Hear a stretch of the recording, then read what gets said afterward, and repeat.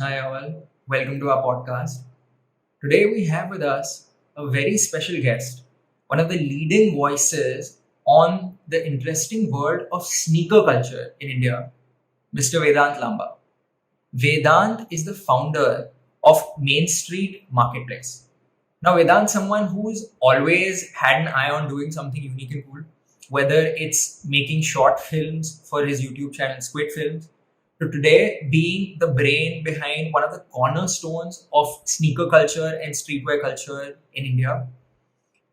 I think I can speak for both Karan and I when I say that until now, we've personally tended to look at sneakers purely as something which you wear for utility or function. And so we're really interested and really excited to know more about this subculture from one of the leading voices in it. Vedant, it's so great to have you here. How are you doing? Thank you for having me. Welcome to the podcast. And to start from the very beginning, if I'm not wrong, your journey with sneakers started when you saw a pair of Adidas shoes in a friend's Snapchat story. What Yes. about those shoes stood out for you, and when did you realize that there's this huge business opportunity underlying sneakers? Um, I don't know why they stood out. Still, I think back, they just it just looked cool, man. That's just how people think. Uh, Very inherently, our thought process doesn't go through brand and signal and all of that. At the end of it, you also have a very a very raw sense of, oh, that just looks like interesting to me. Even before you're ruined by everything that the world has polluted your mind with around brand and price and all of that. That then now who's wearing it and all those things that come in before that. At the start of it, there is a side of you that just feels. And that shoe is just something of that sort. It's like, oh wow, that's cool. And that very happy accident led to me then discovering the world of sneakers, and I was just like, wow, it's incredible. It's just very beautiful to see. And then I looked at India and I was like, wow, there's none of that here. Like none of it. I've not seen anything around India about anything like this. And in my head, that just immediately looked like a very big opportunity. Yeah. And quite a journey it's been. And I guess on that note, since you're talking about how that initial engagement with the sneaker aesthetically itself creates a feeling in you, I wanted for the next question if you could put yourself in the shoes of an average sneakerhead for a moment, and if you could shed some light on what you think are the reasons behind why people feel so passionately for sneakers. What do you think motivates people to collect sneakers? This is actually something that I've spent too much time just thinking about and theorizing. There's no one answer. Yeah. As far as my research has shown, there's several right answers. Several people, each individual has a different story.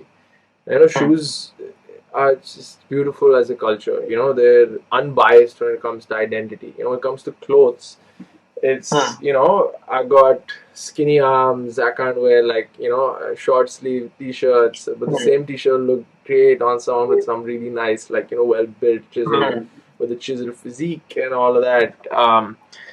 And like that, there's some people who are plus size and there's minus size, and with clothes it's very nuanced. It's about you and what goes. And with shoes also it is like that to a certain extent, but beyond that they're not that discriminatory. It's a common love language that a lot of people manage to share. And that's very beautiful to me that although everybody has a different journey to fall in love with it, once they do, it's the same language that we all speak. And everybody's journey is so unique. For me, for example, I don't really wear, I wouldn't be in the shoes of an average sneakerhead. I just wear this one. I have a pair of these canvas Adidas shoes that I just really like. They're just plain white, whatever. And I'm constantly given shit for it from from our team, from friends. It's a great it's a big point of a lot of jokes.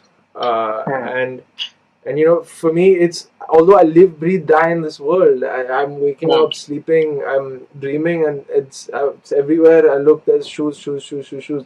At the same time, my general consumption is just that pair of shoes and maybe a couple of basketball shoes to play ball or gym shoes or whatever, and that's the extent of my consumption. At the same time, when I meet a sneakerhead, it's almost as if we speak a different language, and we're family already just because we exist in this same ecosystem of things. Now, that same person comes from maybe a different journey, and there are people who look sneakers. I look at sneakers almost as gold in India, is because they have asset value. At the same time, they derive a lot of status. So that's why gold works in our country, right? It's a savings account. Your money's safe. It's growing. It's growing. In theory, is inflation. It protects you from inflation. At the same time, you can wear it out at your daughter's wedding, and everybody's like, "Wow, look at the gold this auntie is wearing. This blah blah blah, whatever." It's status, and it holds value, and that's a very I'm not one of those people to talk a lot about, oh, this is very Indian, this is very Indian. But a majority of our country has spent generations and generations investing. India is inherently financially illiterate, but disciplined for a very large part. Generations and generations are only saving, and they're buying real estate, and they're buying land. And that is also something that holds value and shows everybody, because it's a plot. You show the world, this is my house. Indians are very big on owning houses. As stupid as it might be, they really care about that shit, and they won't take out heavy debt for it. We're not a very heavy debt-ridden country when it comes to base consumer culture, and that's just becoming a thing now. So now seeing a lot of early salary and everything from Make My Trip to Ola offers you credit lines, and we're coming with 15 years late on the world of credit. And building, because the same way we were very late on internet money and swiping cards online. That's why cash on delivery was so big in India and nowhere else in the world. Why? I know my father was never okay with swiping his card or get stolen. This will happen, that will happen. Valid concerns, but Indians are a lot more safe in general. Anyway, point being, to answer your question, is everybody has a very different journey. Some people care of it because it's non-discriminatory and they can't get with the clothes, so shoes is their way of getting with trend. Shoes are a form of identity for a lot of people. Their form of community is they bind people together. Oh, I want this shoe because this story really speaks to this part of my life. Oh, I saw this shoe when I was at this stage in my life, and so on and so forth. Everybody has it's a thousand. The stories are they're innumerable. But at the same time, they're all very beautiful, and although they're all different, they're all the same. And that's very special to me, and it's very special about what something I'm very grateful about when it comes to what I am, what I can do, what I am doing with my life. Vedant, the sneaker culture is relatively new in India, and in a way, you and a few others had to build up this entire community to generate maybe demand for Main Street. Tell us about what went into building up the community here, and how did you manage to get celebrities and influencers to join the movement? I don't want to be taking too much credit for building community. Community just happens. I feel like we were at the right time, right place. We managed to watch community build, and I'm very grateful to be able to be there, to just look around and interact with these people. And I've met some beautiful people, through what we're doing here. It was, how do we get? So there was a time when I looked at what we were doing, and in my head it was, oh, we've got to get everybody in on this, and there's so much value here, and this big deal. I was very excited about it, irrationally so, and whatever. It was passion that led to whatever we're building today, and so it's fine. But then someone once said to me that stop trying to get in touch with people, just do cool shit, and the people will come. And this switch in my head just flipped, and I was like, oh, my priorities have been all wrong, and my philosophies on how we work changed entirely, and our entire priority shifted to just being just trying to do the best we can. And eventually, like, people turn up, dude. Of course, you don't have to be isolated from it. You also put back. I've put as much time into building the relationships around the business as I have into the business, and I treat it with the same seriousness when it comes to relationship building. So you do what it takes. Relationships are important. People are very important. Community is very important. So you really need to do your due diligence and put the work in to serve community. We're a very customer-led business. We're a very community-led business. We're big on doing what it takes to just maintain relationships. You're not just trying to make people happy, make them buy shoes. It's a lot more. Your why needs to be clear. And for us, our why and why a lot of our team gets out of bed is this is one thing that I'm genuinely proud of, is that I can see my team get as happy about making customers happy. Not more than selling them things is it's the smaller things is them receiving quick, and they don't even know what we went through to get them something that quick. And a customer's response might just be, yo, thanks for the prompt delivery, and they don't know what it took to get a COVID positive team member to in an empty, isolated room to go out and get something and sanitize it and put on a PPE and leave it outside an apartment, and then get a delivery guy to pick it up and reach him just so we could deliver it to him in 2 hours as opposed to a day later. And and we won't go out of it to explain that this is how much we did, because as soon as you explain it to the customer, you're now doing it for yourself.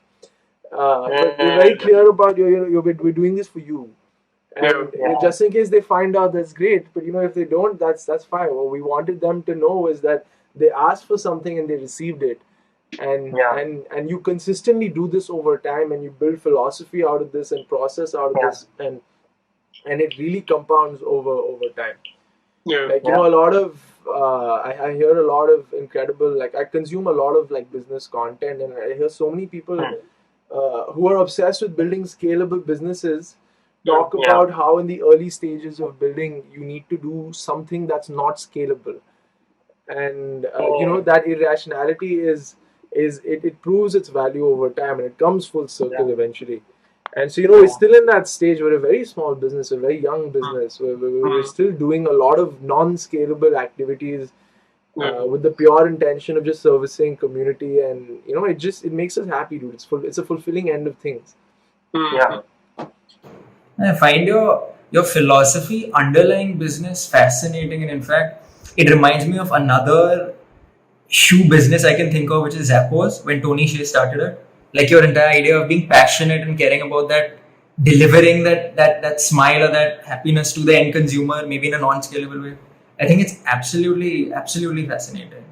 And in fact, I would like to touch upon it in a bit, but if we can sort of zoom out for a bit, and for the uninitiated, if it's possible, I know this is tricky, but could you maybe briefly take us through key moments in the history of sneaker culture, just so people have some context?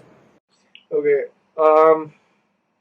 So again, this is something I spent a lot of time researching, studying, and understanding, and I've actually written a little bit of a paper on it myself when I was explaining to someone one time, and they said, why don't you write me something? That's a great idea. So I spent some time researching, and I put together some of my theories. They're all my theories on key moments that may not actually have been heavy events, but let's go way back to Jordan, right?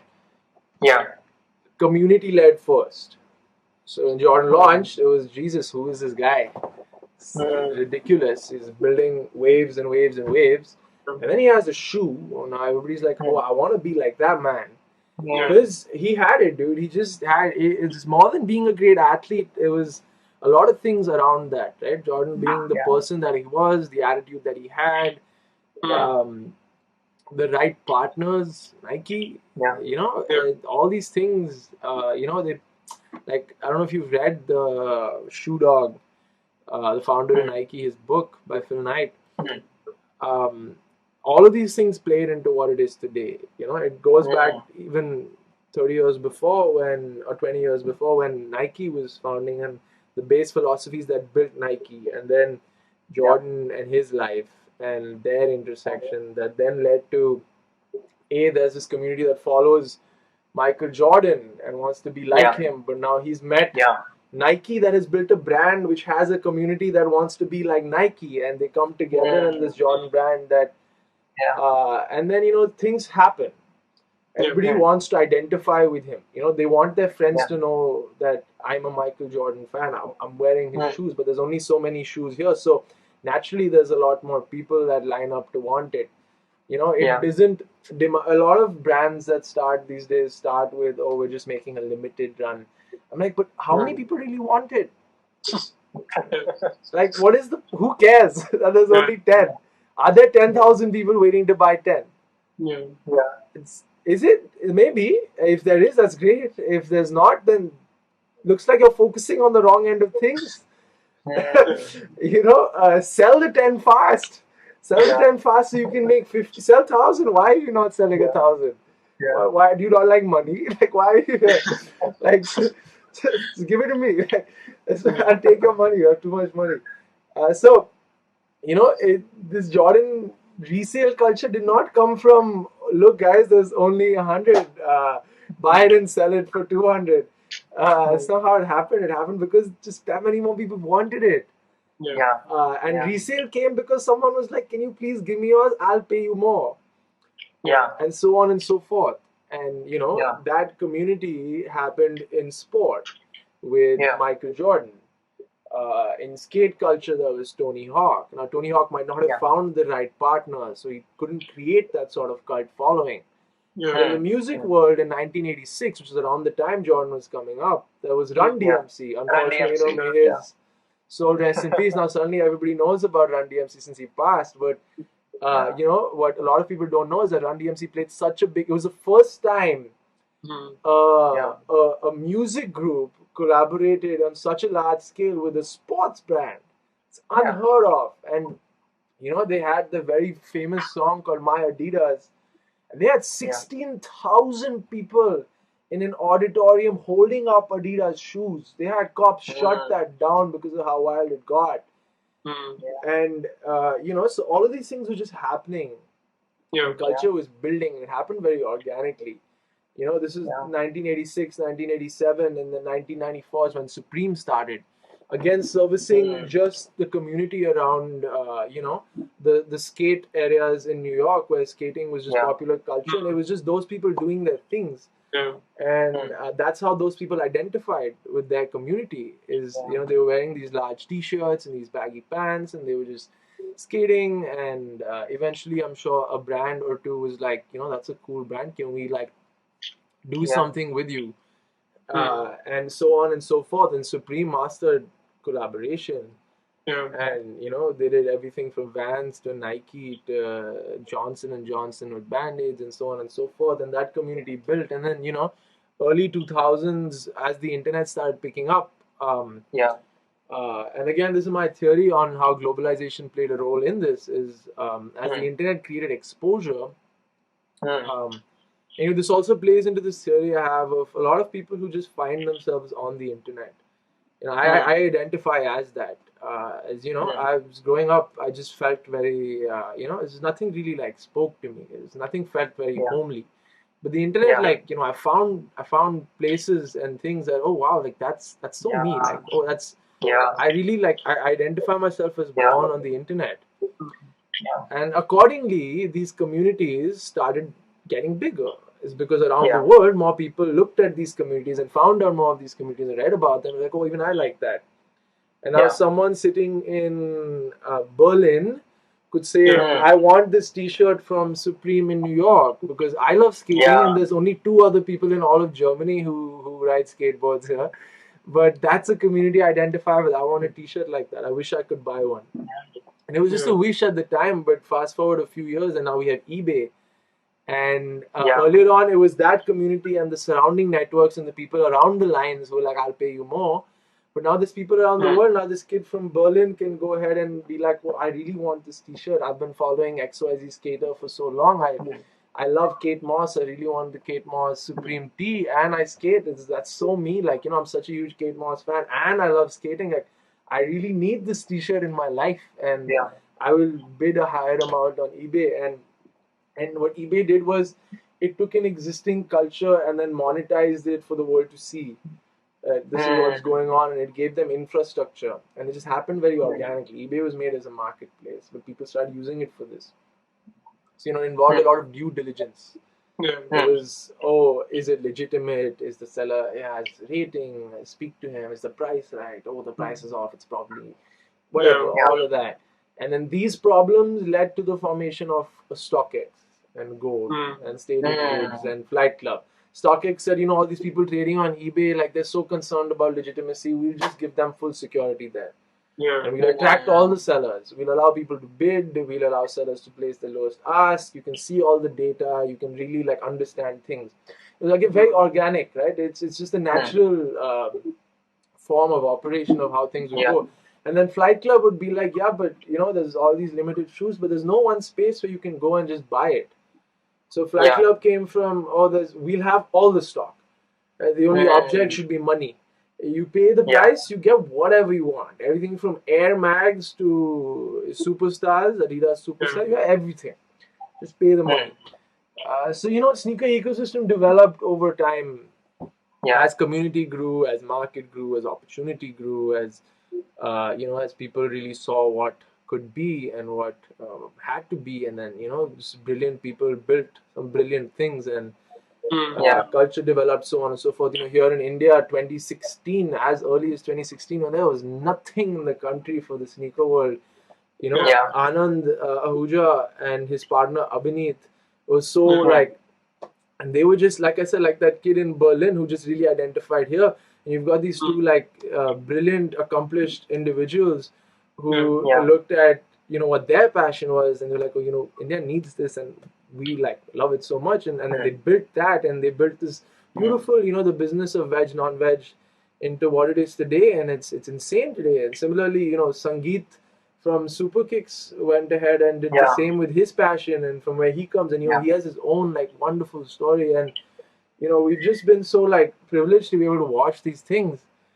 And I feel so grateful to be able to say that we're somewhere in the same ecosystem of things, just somewhere around, maybe I'll be a small dot in this world that it is. It's so fascinating, and it's so fun.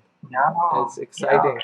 And it's my unnecessarily long lecture on sneaker culture and how it built. No, not at all. Actually, it's very interesting, and obviously all these factors have led to such high demand for it. Vedant, earlier on in the podcast, you mentioned that you see it as gold, and my question for you is that would you classify it as an asset class? Because from an investment point of view, is it actually lucrative, or is it just a fun way for teenagers and young adults to make some pocket money? I personally answer this. Yes, it's a strong asset class. There are ways to use it to make money. As anything in life, it's important to diversify. Unless, of course, you're stupid like me and you put your whole life into it. I also know that that was not the right thing to do. But yes, it's an incredible asset class, to the extent where I have also personally helped several customers of mine build lucrative side income and generate very steady returns off of an investment with me. We built a fund on the backbone of Mainstreet. We also built a fund that manages funds for several of our clients, and we just trade sneakers for them, and they make incredible returns on a fully passive investment. There are ways to do it. There are ways to crack it. For now, we've been just trading. The business is now moving towards building infrastructure and tech around this, and we're trying to consumerize it in such a form where you'll be able to trade in sneakers as an asset class in the same simplicity that you buy and sell stocks on the Zerodha app. I'd say we're 6 months away from getting there, but we're chasing that Godspeed. That is the vision. We're going to go from selling shoes to selling the idea of selling shoes. I honestly, I personally envision, a large portion of this country's youth acquire a lot of fiscal literacy through sneakers. Because I've seen it happen on a small scale organically, and it's such a beautiful experience to watch and to see it take shape. And I've seen so many kids, and from all kinds of backgrounds, whether super privileged or even not. I've seen people, use sneakers, like I said, as gold, purchased, derived status, held value, watched appreciation, exited, reinvested, and grown. Our business as well, although we are not consumers, as traders, we've gone from zero to where we are just from buying, selling, buying, selling, buying, selling, and putting every penny back. There was no space to do anything else. It was just, there's no question about it. If there is an opportunity, we would just jump. And I genuinely see it as a very, very, very strong source of a very lucrative side income, even a main income for a lot of people. And I just think we're missing the infrastructure and tools for the same. And I would love nothing more than the opportunity to build the same, and we're chasing it. And touch wood, we should get somewhere with what we're building. When somebody who wants to be more involved in sneakers trading and stuff like that, when they look at a shoe, what can they look out for to gauge whether it'll be an appreciating asset and whether it'll perform well in the marketplace? Is there anything they can look for? The goal is to be close to the ground, is to understand how many people are going to want it. It's all about, so the way sneakers work, and again, I'm going to say this again, it is just my theory. It's about meeting a value demand graph. What you're asking is value, and you can tell value growth from simple numbers. Comes to numbers, it's how few there are. You need to look at how few there are. You need to look at how nice it looks. You need to look at how many people want it. How universal is the appeal is how nice it looks. So it's the colors. These are things that, in retrospect, you can spot. How limited it is. And then it is how many people really want it. This is key. So how limited it is will lead to a change in value. Very often, this is very easy to see where the shoe is going here. Will it continue going up? Is a question of how many people want it. Are people buying it? Now, things might go very up in value and then stay. At which point, the thing is that it's not meeting demand standards. People are not buying it. So it's not going to trade also at market price. So you buy shoes that meet, more than anything, you buy shoes based on your understanding of the value demand graph pertaining to a specific sneaker. Look at a single item, you see how high is its value and how many people want it. You need to meet sweet spot. That'll affect the price it sells at. At the end of the day, it is a free-flowing market, so everything will sell. But the price it sells at is based on where you stand on this graph, in my opinion. So very often, a sneaker that's very high in value but low in demand, people will sell to you saying, look, the market price is so high, I'm giving it to you for so low. A sneaker, on the other hand, that's very high in demand, very low in value, people will sell to you saying, look, market price is so much, I'm giving it to you right now for just so much over. At such a great price. And now all of this is happening offline, irregulated, unofficial, unmonitored, unmonetized. What India doesn't have is a platform that regulates and monetizes these things, and that's what we want to build. And hopefully we'll be able to. Another common concern that people usually have is that if they're buying from a reseller, how does one know when a sneaker is fake? I'm sure there are a lot of scams that happen. Man, it's rampant. Actually, those are the people who make the most money in the Indian sneaker space. It's people who get away with scamming. Their markups are so high, no? It's when you pretend to sell something as fake, your markup is so high. That's the most lucrative business. It's not scalable, sustainable, or brand heavy, so I stay away. But honestly, if it had potential, I would be all over. I'm joking, though. Do not quote me on this ever, please. I'll just ruin my career. Fakes is a big thing. It's a large reason why people buy from us. It's a large reason why people buy from whoever they buy. It's a very high trust based business because it's an aftermarket, because it's regulated, because it's unofficial. How it works is, I just have to do your due diligence or you pay a price for it, right? As in every ecosystem, either you buy the most specced out Android phone and build it up yourself, or you buy an iPhone. You pay the price. Everything is just in this. Apple has made it, nothing to worry about. That is your cost on time. I feel like it's a very flawed perception in India, especially in terms of money and time. People value money a lot more than they value their time. They don't know their cost per hour. They don't know how much they're earning per hour. Save. Oh, I'll do it myself. Oh, I'll get the cheap. Invest, dude. Like, very often, boom, if you spend that time working and pay someone to do it, you save so much. I personally get a lot of shit from a lot of people for living a very bougie life that I'm fully funding myself, but I'm investing in my sanity. I'm investing in a comfortable space for myself, and I do a lot of stupid shit. Like I have, my house is fully taken care of. I don't know how to clean. Like I could, but I've just never done it. It's because I've just never seen it worth my time. I understand there's a lot of value now. I learned that there's a lot of value in doing a lot of menial things. But as soon as I could, I was paying someone to maintain everything for me, so I could spend all my time thinking and dreaming. And wherever I am, if I'm sleeping elsewhere or I'm at a hotel for an event or whatever that is, when I wake up in the morning, my breakfast smoothie, my 4 supplements, my vitamin C solution, everything comes together in one place and reaches me first thing in the morning, wherever I am, and that is maintained. And it's for the stage of life that I'm in, it's pretty ludicrous, but I've worked for it. I invest in it, and I believe that it's definitely worth it. It might turn over time, but it creates so much value. I don't have to think of this, so I can maintain my health, I can maintain my diet, I can hit my macros, I can get a gym session in, all this, and get to work and achieve a certain amount of things there, and all comfortably so in a form that I can wake up and do it the next day. I'm not trying to burn out in 3 years. I want to do this for the rest of my life. So the second I can afford some things, I will do it, and some things I won't.